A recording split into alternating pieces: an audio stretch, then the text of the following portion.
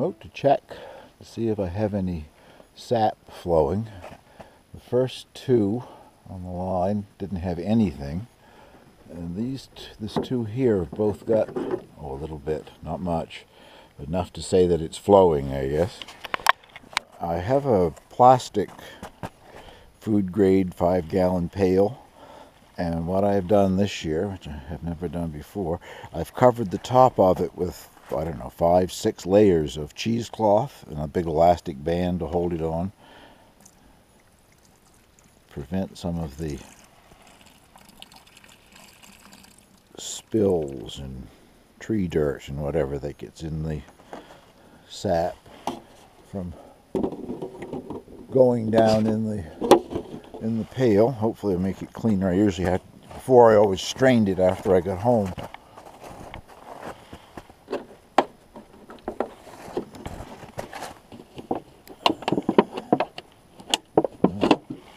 One was on there tight.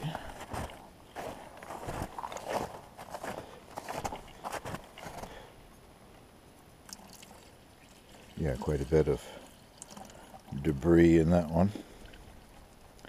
Well, I'll go check out, that's 4, so there's 3 more to check. I'll go check. Just enough, I guess, to barely say that the sap has started to flow. I came by another one that didn't have hardly anything in it, didn't bother to empty that. And there are 2 here have got, I don't know, I guess about the same as those other 2 had. None of it is enough to bother with anyway, but I will empty it in case the sun should come out and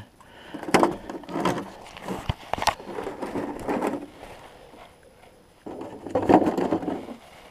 little ice in that one, so that must have formed yesterday, I guess.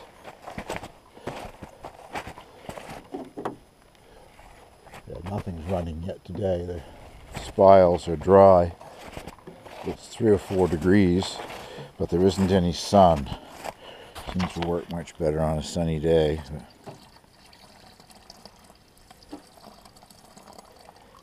And we're supposed to get rain tonight and tomorrow, but after that it's supposed to become sunny again with the proper kind of weather. Below freezing slightly at night and up to 6 or 7 degrees in the daytime. So hopefully it's going to begin soon.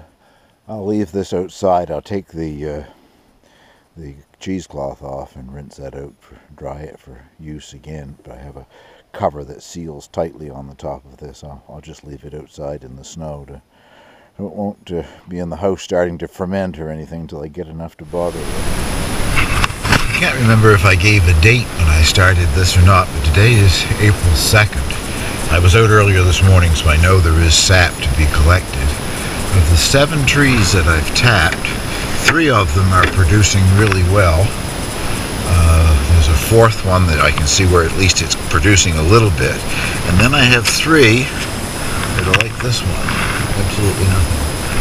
So these are going to be moved down to trees that are producing something at least, and get a little more out of it, hopefully. The sound was so bad on this particular clip I deleted it, but after I finished drilling this hole, there was already sap coming out even before I put the spile in.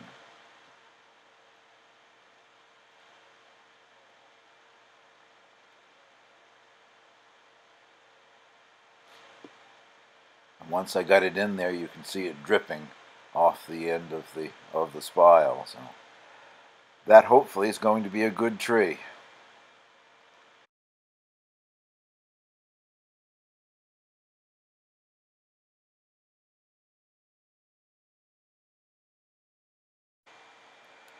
Once again, the sound was so bad that I removed it on this particular clip.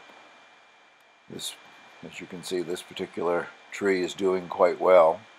One of the trees that I moved a spile to, 20 minutes or so ago, I went back and checked and it was dry, absolutely nothing coming out of it.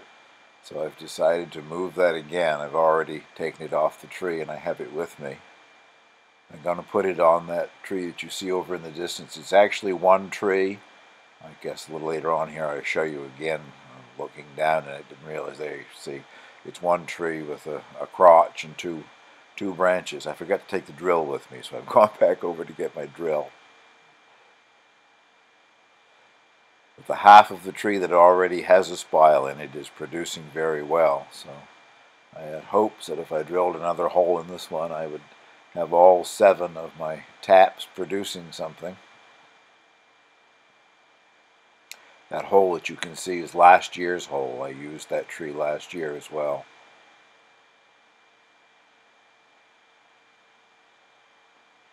I think I was probably telling you that that one there is about half full.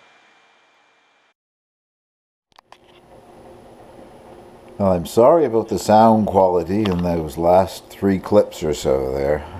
I didn't realize that I still had the solid back on the GoPro, and I had it outside using it a few days ago for something, and I wanted it to be waterproof, and hadn't changed the back door on the thing, so I have turned the volume up as high as it can be turned, but you can still barely hear me, so I am sorry about that. This is all of the sap that I have collected so far, and it's just starting to come to a boil. I guess you can probably see the steam coming off of it.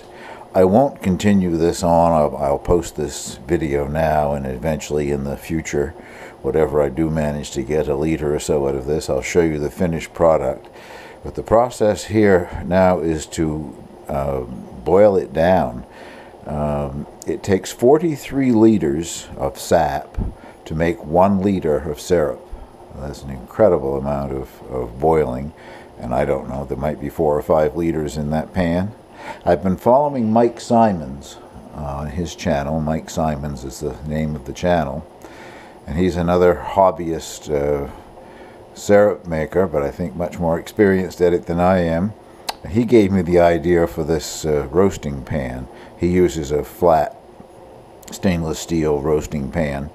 The larger surface area lets it evaporate faster, so I'm going with that, Mike, and I'll boil this down, I don't know, so at least about 1/4 of it left, I guess, and then I'll put it in a saucepan and refrigerate it until I have more to add to it.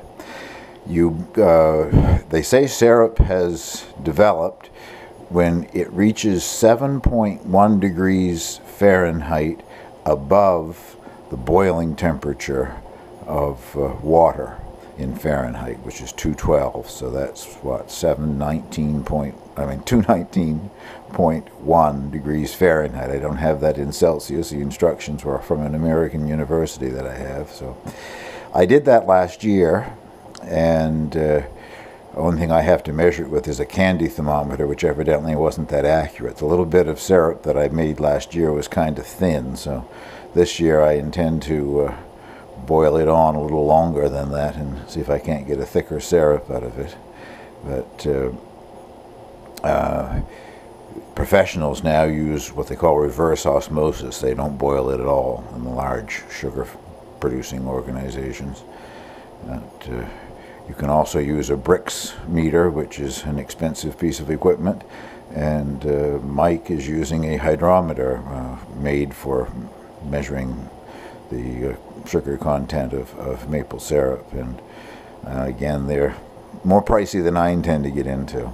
Anyway, there it is, boiling away, and as I say, in some future video I will show you the liter or so that I hopefully get out of this.